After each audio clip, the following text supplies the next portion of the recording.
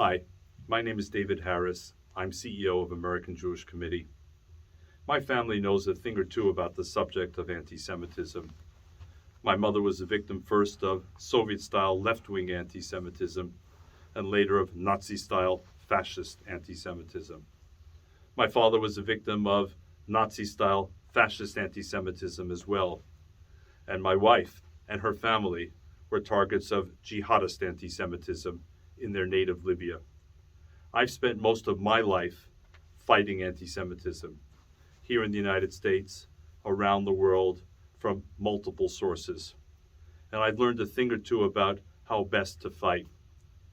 In an era in which anti-Semitism, again, tragically, is on the rise, here in America and around the world, we need not just to talk about the problem, we need to act.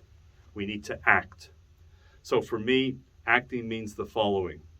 Number one, it means strengthening my Jewish identity, affirming my Jewish identity, not quivering, not hiding, not becoming a Marrano Jew, but rather reaffirming the fact that I'm a proud heir of an extraordinary tradition of thousands of years of length, and that includes as well my proud association with the reborn state of Israel. No, Israel may not be a perfect country. I don't know which country on earth today is, but it's a good country. And I'm thrilled beyond words that in my lifetime, I'm able to say not only next year in Jerusalem, but this year in Jerusalem.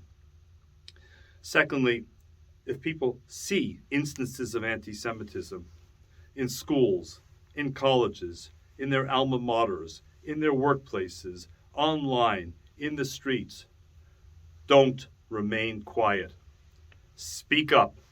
Speak out. We have to expect of our institutions accountability. Number three, we need to be swivel-headed about the sources of anti-Semitism. As my own family can attest, they are multiple, and they can be lethal. I notice that some people prefer to focus only on one kind of anti-Semitism that may suit their own particular preference. But no, if we're serious about fighting anti-Semitism, we need to have a 360-degree perspective. And that means calling it out wherever it comes from, irrespective of our political ideologies. Number four, we're not alone. We're lucky to be living in a liberal democracy. We have to count on our local and county and state and federal officials to stand by us, because anti-Semitism is, yes, a threat to us. Anti-Semitism is also a threat to the core values of any liberal democracy. So we want their statements and expressions of solidarity, absolutely. But we also want them to act when necessary, to act clearly and convincingly. And number five, our neighbors, our friends, our colleagues would expect us to stand with them if there were attacks based on their race or their ethnicity or their sexual orientation, and they'd be absolutely right to expect it from us. So too must we expect from them a similar sense of solidarity and support as anti-Semitism increases.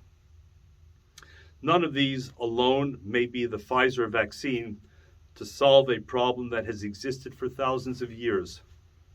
But as anti-Semitism rises, we need to become even more proud and even more determined and even more sure-footed to stand together and say, not on our watch. No, not on our watch.